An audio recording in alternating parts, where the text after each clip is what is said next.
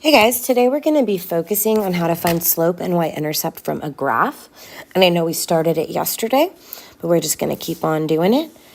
So the two things that they are going to ask us to identify will be slope, which we know is the comparison of change in y to the change in x, and our b, which is our y-intercept. So I feel more confident finding the y-intercept first because I know that that is where it just crosses my y-axis. So I can go find it right here, and I know that that is where b is, and it is equal to a positive 1. So b is equal to a positive 1, and now I just need to find my slope.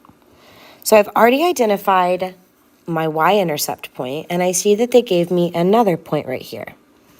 So what I can do is either create a table and find my slope by using my x and y values. So I have my 0, 1, and then I have my 0.4 and 8. So I can use my table to find that change in y over change in x, or I can create a right triangle and find the change in y over here and the change in x at the top. So I'm going to start by looking at my table.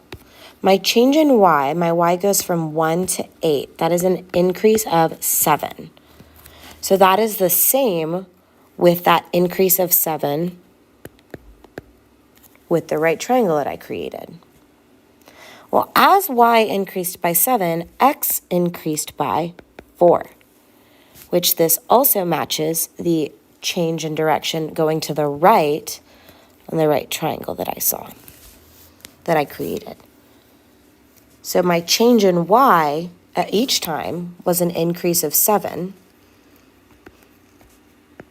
as my x increased by 4. So I can leave my slope as the fraction of 7/4, or I can convert it to a decimal of 1.75. So this gives me my slope and then my y-intercept given the graph.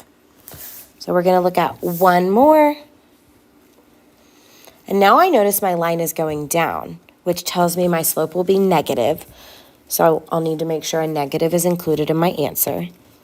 But I want to find the slope, and I want to find the y-intercept. Keeping in mind that slope is that change in y compared to the change in x. And b is where it crosses my y-axis, which they have already pointed out for me. So my y-intercept is 5, because that is where it crosses my y-axis. And now I just need to find my slope, or my rate of change. They've identified 2 different points for me on the graph, so those will be the points that I'm going to use to create a table for my x and y coordinates. The first one being 8, -2, and then 0, 5.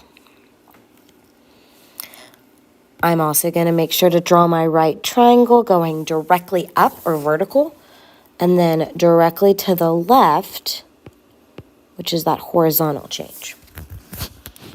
So for slope, I'm finding that change in y, which if I look at the table, went from a -2 to 5, so I increased by 7.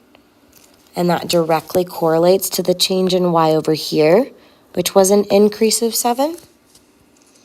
And as y increased by 7, x decreased. So x went down by 8, which matches the change in x because I'm going from 8 right here all the way to 0.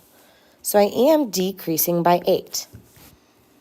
So when I put it in that ratio form, my change in y is that increase of 7 as x decreases by 8. And for slope, I can just leave it in that ratio form. So my slope is a -7/8, while my y-intercept was a +5. All right, guys, that's all for today.